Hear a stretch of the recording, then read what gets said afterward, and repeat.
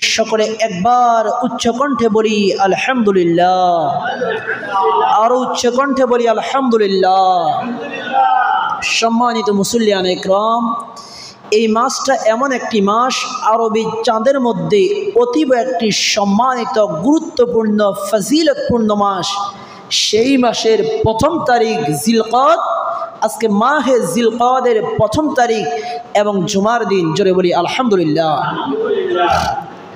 আল্লাহর প্রিয় নবী দু জাহানের বাদশাহ মুহাম্মদুর রাসূলুল্লাহ সাল্লাল্লাহু আলাইহি ওয়াসাল্লাম হাদিসে পাকের মধ্যে এই জিলকদ মাসকে শাহরুল হুরুম বলেছেন।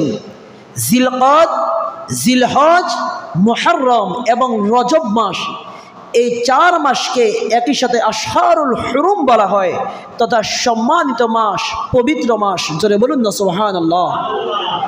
জিলকদ শব্দের অর্থ হচ্ছে বেষ্টনকারী, মানে যেটা ঘিরিয়ে রাখে।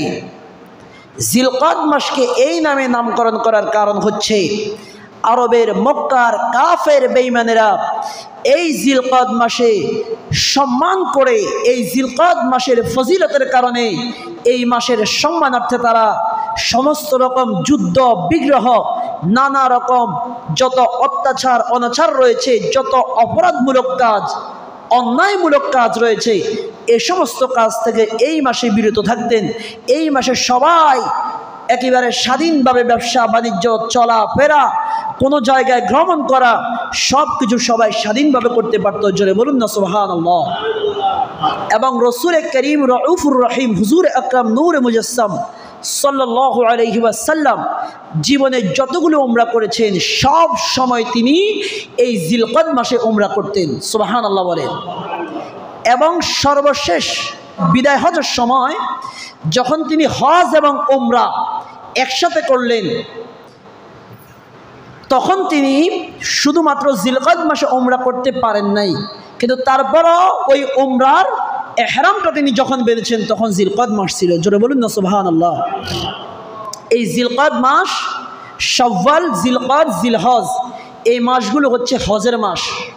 এই মাসগুলো কিসের মাস? হজের মাস। মুসলিম মিল্লাতের উপর নেশাব পরিমাণ সম্পদ থাকলে, যতটুকু সম্পদ ওই বান্দা চলাফেরা করে, খাওয়া দাওয়া করে, ওই বান্দা হজে গিয়ে আবার আসা পর্যন্ত তার পরিবার পরিজনের জন্য যতটুকু সম্পদ প্রয়োজন, সেই সম্পদের বাহিরে যেই খরচ তার হবে, ওই খরচ যদি ওই বান্দার কাছে থাকে, যখনই থাকবে তখনই তার উপর হজ ফরজ হয়ে যাবে এবং তাকে হজ আদায় করতে হবে। জোরে বলুন না সুবহানাল্লাহ। এই মাসগুলো হচ্ছে হজের মাস।